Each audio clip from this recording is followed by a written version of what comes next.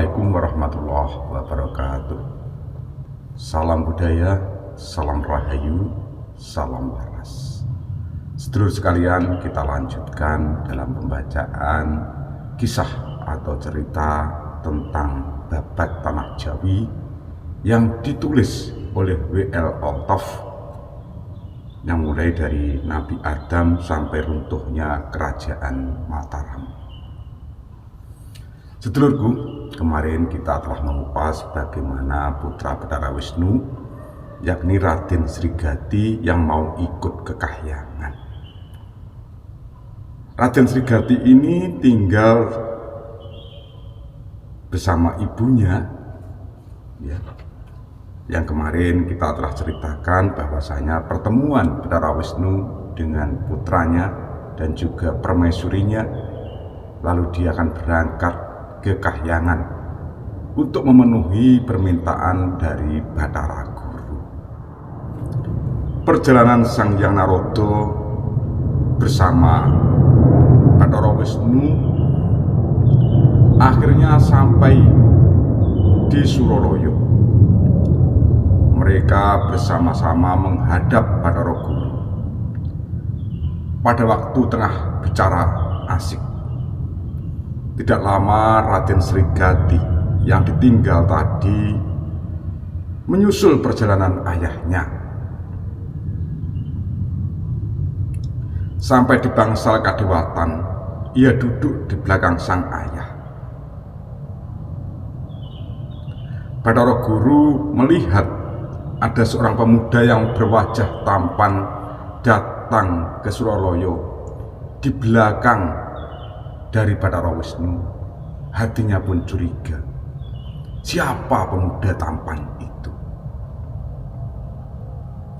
Lalu Sang Hyang Bathara Naroda menjelaskan kepada Sang Hyang Bathara Wisnu bahwa itu adalah putra dari Bathara Wisnu. Bahkan Sang Hyang Naroda mempertegas lagi, putranya Bathara Wisnu itu lahir dari rahim Putri Mendang. Mendengar perkataan yang demikian, maka Sang Hyang Bathara Wisnu meninggalkan bangsal Kadewatan.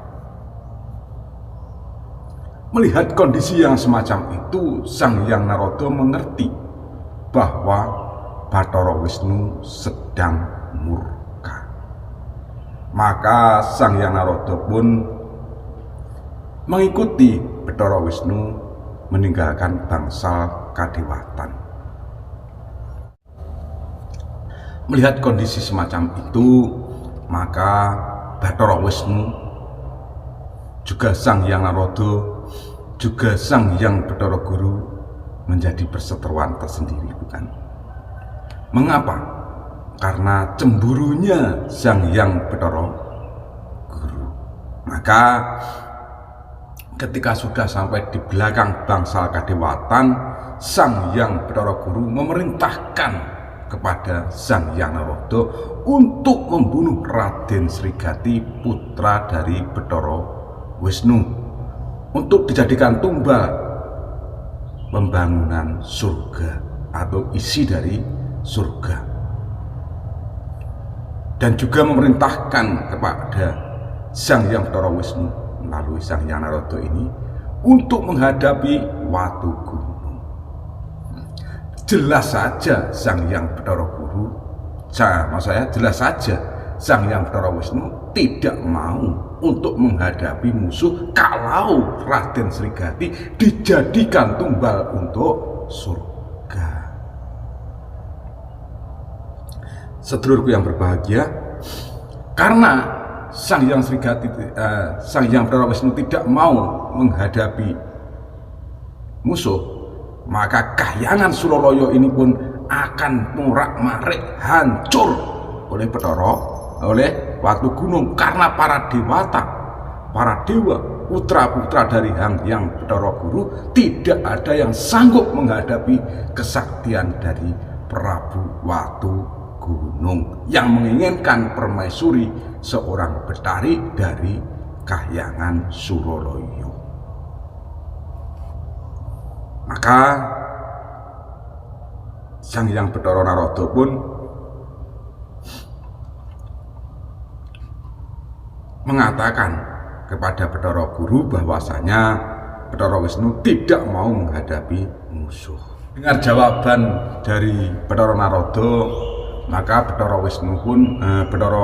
Guru pun bertanya kepada Narada, jalan terbaik bagaimana? Jalan terbaik satu-satunya menurut Bathara Narada adalah membiarkan Srigati putra Wisnu tetap hidup bersama ayahnya. Hal itu disetujui oleh Bathara Guru. Kemudian Bathara Wisnu dan Raden Srigati keluar dari bangsal kadewatan untuk mapak musuh, yakni menemui Prabu Giling Wesi. Nggih menika Prabu Watugunung yang sudah mengarak semua prajurit-prajuritnya, senopatinya yang pengpengan telah sampai kepada Kahyangan Suralaya. Prabu Giling Wesi telah bertemu dengan Bathara Wisnu dan putranya Raden Srigati. Prabu Giling Wesi, Prabu Watugunung ini berkata kepada Bathara Wisnu, "Hei Bathara Wisnu, sepertinya kalau kita perang dengan senjata olah aji kasantikan atau olah aji kasekten sudah bukan lagi saatnya. Maka yang menjadi peperangan ini adalah peperangan tebak-tebakan atau cangkriman."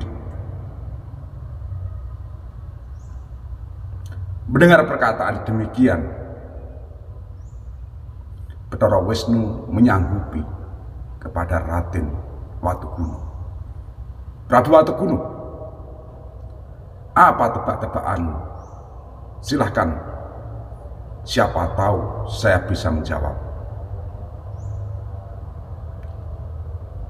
Prabu Watugunung tertawa terbahak-bahak, kemudian mengeluarkan patokan, "Bila mana Bathara Wisnu bisa menebak cangkrimannya, maka dia dan para pasukannya akan ditarik mundur menuju Giling Wesi. Tapi bila tidak bisa menebak, maka Suralaya menjadi kekuasaan Watugunung dan berikut para bidadari akan dipersunting oleh Prabu Watugunung." Setujui apa yang diminta oleh Prabu Watugunung. Lalu Prabu Watugunung mengeluarkan tebak-tebakannya, yakni ada pohon adikih, adakah buahnya? Ada pohon adakah adikih buahnya? Apa itu? Wahai Bathara Wisnu. Bathara Wisnu berpikir sesaat. Kemudian ia memberikan penjelasan tebak-tebakan, dijawabnya oleh Sang Bathara Wisnu. Pohon adikih, adakah buahnya itu adalah semangka. Sedangkan pohon adakah adikih buahnya itu adalah pohon beringin. Mendengar jawaban dari Bathara Wisnu, Sang Raja Watugunung tidak bisa bicara apa-apa, dan dia menyetujui, membenarkan dari jawaban Bathara Wisnu. Lalu Bathara Wisnu berujar, "Hei Watugunung, karena engkau sudah kalah dalam tebakan ini, maka tinggalkanlah Suralaya. Bawalah semua prajuritmu, senopatimu yang pengpengan itu untuk kembali ke Giling Besi, atau kalau tidak, seperti perkataanmu semula, engkau akan dibunuh, dijadikan tumbal surga.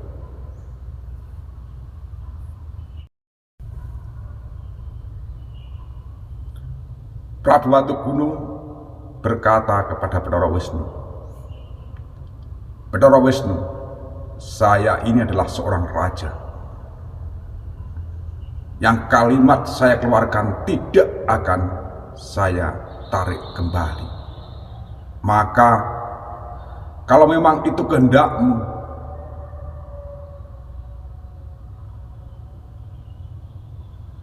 bunuhlah aku." Mendengar pernyataan demikian dari Prabu Watugunung,